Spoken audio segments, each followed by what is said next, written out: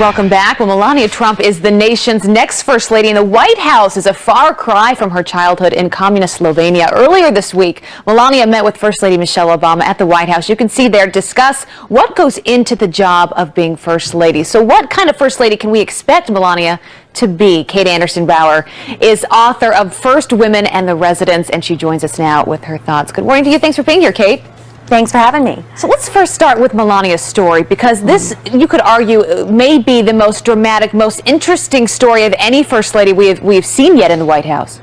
It really is. It's a fairy tale story on a mammoth stage. I mean, she, like you said, she was born, it was then communist Yugoslavia, and she grew up under a communist dictator Tito. She grew up in a Soviet bloc concrete building in the third floor apartment, and she and her childhood friend used to actually talk through a can in a string that's set up between their two apartment buildings. They were so close. And I mean, it was a fairly humble childhood. Her father was a member of the Communist Party, and she moved to New York. She embarked on this big modeling career in Europe, moved to New York, met Donald Trump through a modeling agent at the Kit Kat Club in New York, and from there, it's an incredible story. You know, they had this $1 million wedding. She wore a $100,000 Christian Dior wedding gown. So it is a fairy tale, and I don't think we've seen anything this dramatic, even going back to someone like Jackie. Well, there's no denying she will bring a ton of glamour and some beauty and class into the White House. She has said before that she'd like to be like a Betty Ford or a Jackie Kennedy type of First Lady. Who do you think she'll be like, having studied the history of First Ladies in the White House? Yeah, I mean, I think she'll be more like a Mamie Eisenhower. There is definitely some Jackie in there. She's a style icon. And also, Jackie was criticized on the campaign trail in 1960 for spending too much money. She actually apologized to President Kennedy before he was elected and said, "I'm sorry for you that I'm such a dud." And of course, when she became First Lady, you know, she was a style icon that women around the country idolized. And I could see something similar with Melania, where, you know, those tweets at the beginning where she, you know, said, "I'm off to my summer residence," and this is back when he announced back in June of 2015. They were taken down. She didn't go on Twitter very often, and I think it's because the campaign didn't want this privileged life to put some voters off, and that's like Jackie. But she's also like Mamie. You know, she talks about not nagging her husband and being a wife and mother, and in a way that's like Michelle Obama as a mom-in-chief. So there are parallels there. And I'm sure that is a lot of what they talked about in the White House this past week, Michelle Obama and Melania Trump. Also, the big part of a First Lady's role is the issues that they care about and want to bring forward. Of course, you had Laura Bush that focused on reading, right? Michelle Obama on nutrition and young kids. And it sounds like Melania Trump is really wanting to focus on bullying, particularly cyberbullying. That's a huge issue for kids. It is, and of course that kind of later opened to some criticism that, you know, her husband engages on Twitter a lot too. I think that she would be wise to pick an apolitical issue, children's charities, maybe cyberbullying. She announced that that's something she's interested in, but history dictates what these women do. I mean, Laura Bush came into the White House and then 9/11 happened, and then she began this outreach to Afghan women that was very successful. I mean, she was the first Lady to deliver the presidential radio address, so people forget that about Laura Bush, and I think history will really determine what issue Melania Trump takes up. You think we'll see her out there a lot on the stump? Obviously, Michelle Obama is everywhere. We see her speaking all the time. Are we going to see that as much with Melania? I don't think so. I mean, she only did 2 public speeches this last during the campaign. I think she's even more private than Michelle Obama is, so I don't anticipate that. I mean, her focus is transitioning Barron, who's just 10 years old, the youngest son we've had in the White House since JFK Jr. It's pretty incredible. And family first, always. We will see a new chapter from Melania Trump. Katie, good to see you this morning. Thanks for being here. Good to see you, Abby. All right, while Melania gets ready to become First Lady, Donald Trump is very close to filling part of his cabinet. We are live in Washington with the imminent decision. Plus, Hillary Clinton doesn't blame herself for losing the election. She says it's all James Comey's fault. More on that coming up.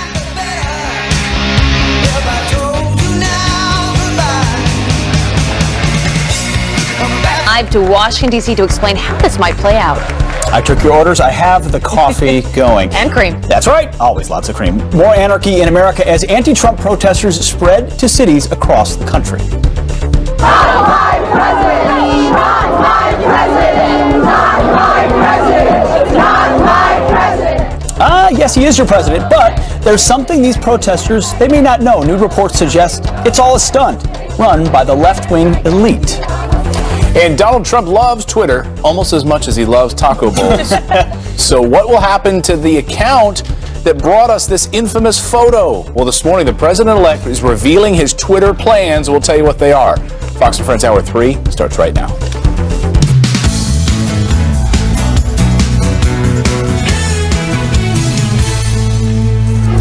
Good Sunday morning, everyone. You know, didn't it feel like the first day of fall almost? Because yeah, Rick's been complaining because he's had to do the weather outside. He's like, wait a minute, can I do the weather inside? Yeah, I he's want to go complaining a little outside. bit. No, Get your warm it's coffee. cold out there, and it's Can I- windy. Can I call you out about your coffee? Why? Would you like a little coffee with your milk? How Can we bad take a is look it? at I this? know. It's, Hold on, it's, look at this.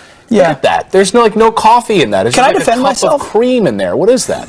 Here, Vito, you look at that. When you drink, Vito knows, guys in the military know, you drink so much bad black army coffee, the only way to get it down your throat is to just pour stuff into it. How much sugar's in there, too? Lots of sugar, lots of cream. America, don't judge. You know you do the same thing, too. Wow. Because it just tastes good. It's like a candy. Send us your coffee recipes this morning. See if you can help us out. I a love little that. All right, we still have a big 2 hours to go in this show, starting with this. President-elect Donald Trump's White House cabinet starting to take shape this morning, and his pick for chief of staff, that could come at any moment. Yeah, Garrett Tenney is live in Washington, D.C., with who may be on the short list. Good morning, Garrett. Morning. Good morning, Clayton, Abby, and Pete. This is the first and likely most important decision of many to come for President-elect Donald Trump. We're told his list for chief of staff is now down to just 2 men. Former Trump campaign chairman Steve Bannon and RNC chairman Reince Priebus. One of the main roles for the chief of staff is to serve as a bridge between the White House and Capitol Hill and other agencies. Mr. Trump with stamina. This woman has got stamina. She's got 4 kids at home. Right. Right? I mean, and no she's, sleep all she through has election. not stopped. And not enough credit from the mainstream media for being the first female to run a successful That's very presidential true. campaign. They love to talk about other females elsewhere. What about what she just did? And she's or gone- Potential chief of staff. Of course. And she has gone on all the shows, including The View, who have not always been great to her. And she has done it, and she has taken it with class, and I give her credit for that. All right, let's talk about some of the protests overnight because we have to turn our attention to this please. ugliness More because more protests four nights in a row now that these protests have been happening, and they've been smashing storefronts, smashing cars. Just take a look at the map right now because this is where we saw it in Portland, we saw it in some different cities, but look at this. It's now even spread to Florida, upwards Boston, up into Detroit. Here's the thing about these. Usually protests spread when their legitimacy is growing, right? If you think about that, like legitimacy and the cases being building and things are getting bigger, this is spreading because it's intentionally being spread. More news is coming out about the funding from outside organizations, left-wing organizations, international organizations of elites that want to just say Donald Trump's not legitimate. Apparently the vote didn't matter. And leaders behind these protests, including we now learn George Soros, Reverend Al Sharpton, Michael Moore, who's shown up to these protests. And so, getting out this message via social media, emails out to individuals. As Donald Trump had criticized these protests in the days after the election, they are not spontaneous. They're organized. Right, but George Soros' piece is denying exactly what you're saying. He's saying this is not coming from outside funding. How dare you say that? Shocking. George Soros, of course, will deny it. Having worked and seen organizations like this work for over a decade, they hide their funding. They never admit it. The group behind these protests and the ones that may happen at the inauguration is a group called Answer, International Answer, founded to oppose America after 9/11. It was an anti-war front group for the Marxist-Leninist Workers' Party.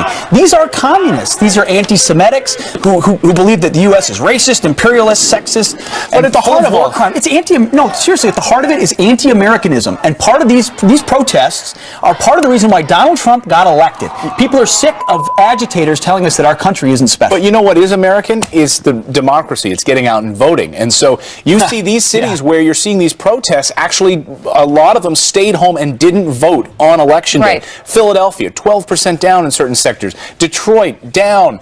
If they had come out and voted, we see Michigan went by just 11,000 votes to Donald Trump overnight. Michigan now. Yeah, and now it gave him, Electoral College total of 306, which no one predicted would happen. I want to ask a lot of those protesters, did you actually get out and vote? Right. You're out here, saying these You're angry vulgar now. things, causing, real violence. Did you even vote? And we've been asking this question all morning, Pete, is usually you're protesting something when you really want change.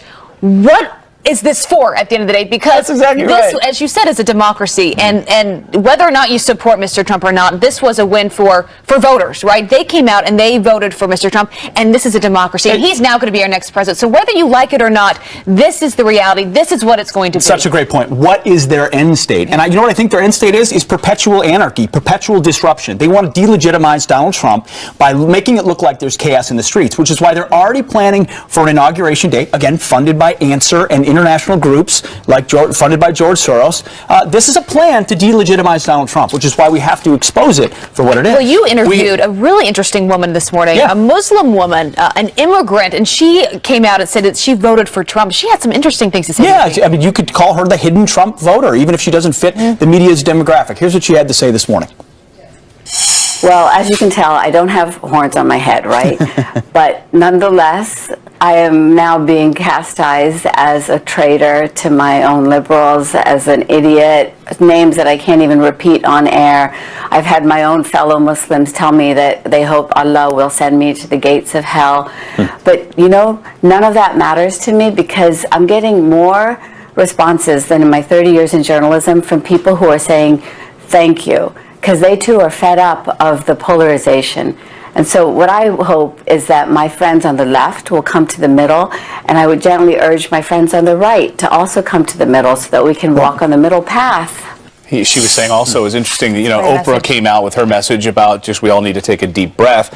And she's like, that's exactly what we need to hear. She said it's really sad that even Oprah is being vilified for saying we just need to take a deep breath, what she was saying. come together. She's like, really? That's what this How do country's you about. work with it and your opponent says, we want to send you to the gates of hell? You know what I mean? I mean, just because you voted differently, that's... You know, I talked to a mom this morning. She said, I have a 14-year-old son who supported...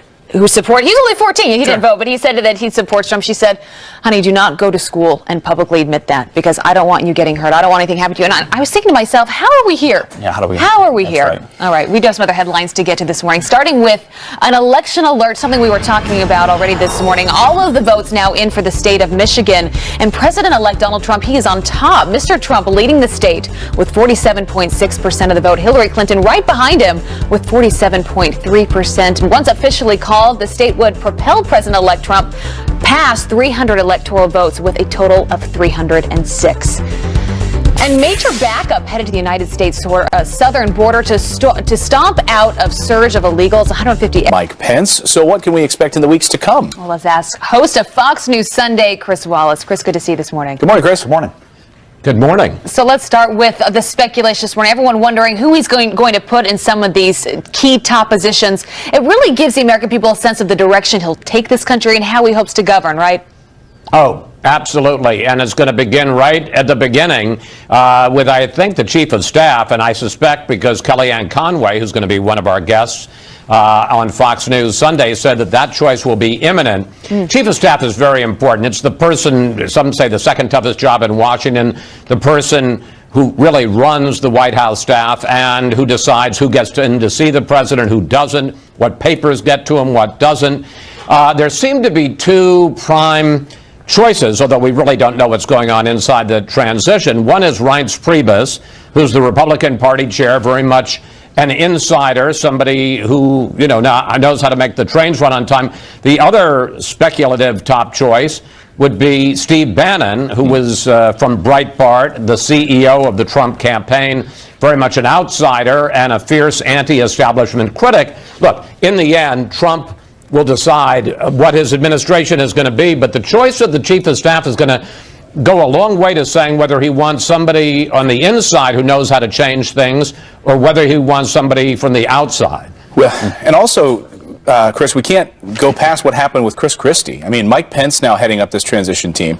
The New York Post this morning saying that Trump was pretty disgusted with Chris Christie. A couple of sources going on the record basically saying that he didn't like that Christie let a soccer mom on his staff take the fall and that he knew everything was going on with Bridgegate. So he's out, according to the New York Post. He was been pretty disgusted with him over the past few weeks.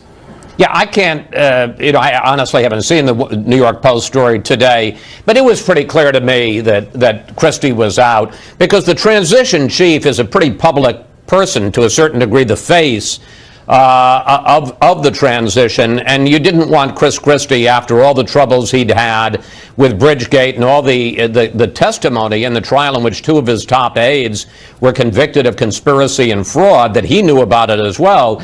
As soon as that came down, you knew that he wasn't going to want Chris Christie around taking questions from reporters about the Trump administration. Chris, you've got your finger on the pulse in Washington as well as anybody. The speculation was always, how will the swamp, how will Washington react to a Donald Trump presidency? Here we are with it settling a little bit 4 or 5 days later. What are you hearing about how folks are responding? Do they want to be a part of the administration? Are they holding back? How's the outreach? Well, I will say that the congressional leaders that we've talked to, Paul Ryan, the House Speaker, was on a special report this week, and I spent a little bit of time with him off camera. He was as excited as a kid in a candy store, because you've got to remember, whatever you think, and Lord knows there were plenty of tensions between Trump and Ryan during the campaign, right. You've got to know that Trump is, or rather Ryan is very excited at the idea that all of this agenda that he had bottled up, that he couldn't get past Barack Obama, now if he can get it to Donald Trump's desk, he'll get it signed and put into law. Yeah, that's a great point. Very excited. Great point. You've got a big show coming up, Fox News Sundays. You mentioned Kellyanne Conway, who I just saw here in the makeup room. You have some questions to ask her, I'm sure. Then you've also got Kellyanne Conway, senior advisor to the transition, and we'll also be talking to Kevin McCarthy, who is the House Majority Leader. Interesting. Fox News Sunday must watch. Chris Wallace, check your local listings for Fox News Sunday. Thanks, Chris. Thanks, as always. Bye, guys. All right. All right. Overnight, the anti-Trump temper tantrums, that's what they are. They're temper tantrums. They grow on the streets.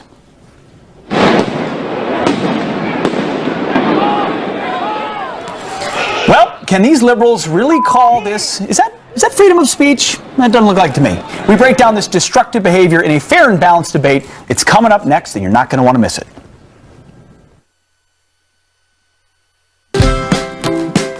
Speech?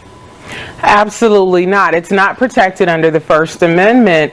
People, you have the right to peacefully protest and, say what you don't like about what's going on in your government. But when it turns to violence against your fellow American, when it turns to violence on the properties of your fellow Americans, that is not protected. That requires the intervention of our law enforcement. And in my opinion, because so many of them are young, the intervention of their parents. Also, too, Hillary Clinton, when she conceded, did not address her supporters, and I think that was not good judgment on her part, because she and the president were screaming about smooth transition. Would Donald Trump accept a smooth transition, or would he concede? And look at what's happening when she did not come in and talk to her people. So, but let me say this. I think that Donald Trump should give a speech to the whole of America. Obviously, he ran a very divisive campaign. I think he should say to everyone,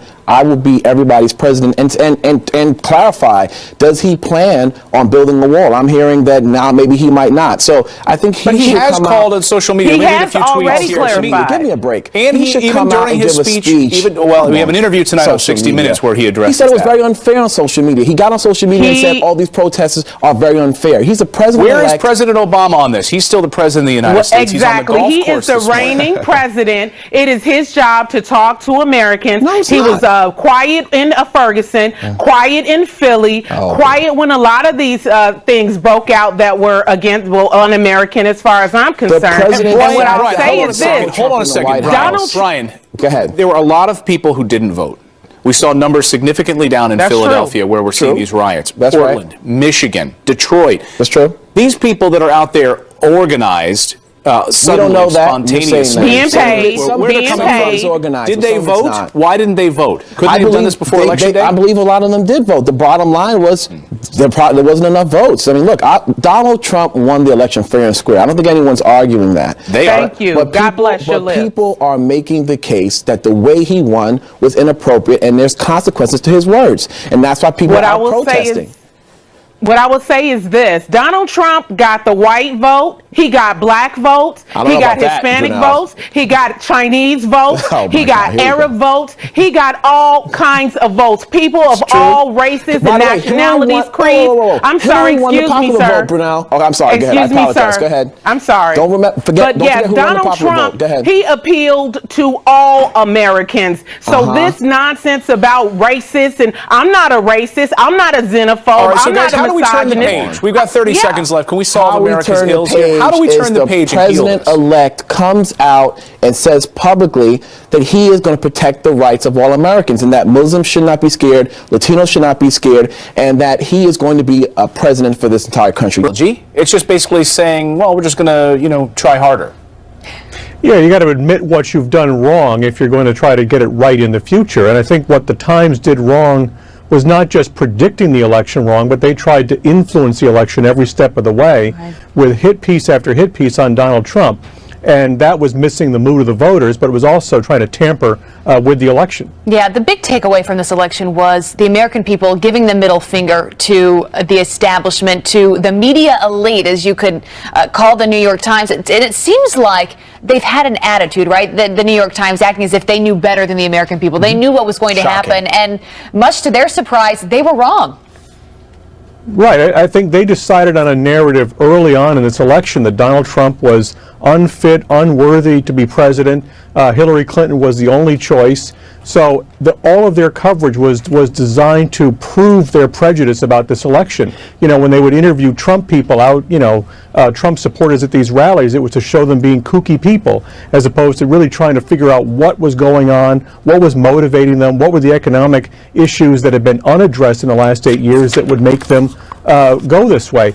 And I think, they just, choosing the conclusion first and then reporting to fill in the gaps is biased reporting, and it made them really miss the political story of the decade. Very much so. And it doesn't count as an apology if in that same letter you say, we thought we were fair throughout the entire election. But you know what they suffer from is their bottom line. They're a business. They've got to make money, and they're not making it. They've been hearing from their readers. Here's a letter from a New York Times reader, Nick Crawford from Plymouth, Michigan. He wrote, perhaps the election result would not be such a surprise if your reporting had acknowledged what ordinary Americans care about, rather than pushing the limited agenda of your editors.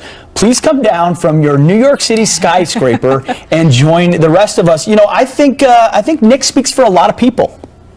I think he does, and I think it's also not just the New York Times. There's ABC, CBS, NBC. A lot of these liberal New York-based media outlets were blindsided by this election. They tried to influence it in a way to help Hillary Clinton, and they're all losers in this election. Yeah, well, Tuesday was a huge wake-up call. Sure and if it was. wasn't, then it needs to be. We'll see if it will be, really. It's a challenge. You can't just turn off the progressive switch when you've got an agenda. We'll see how they do See if it was too little too late. All right, good to see you this morning. Thank you. Thanks, Rich. Thanks. All right, coming up, Ted Cruz, the next Supreme Court justice. Is that a real possibility? We're going to look at some of the potential nominees. That's right. Plus, Oprah's got a message for these angry liberal protesters, maybe rioters. She says, chill out. I think everybody can take a deep breath. It's all about you.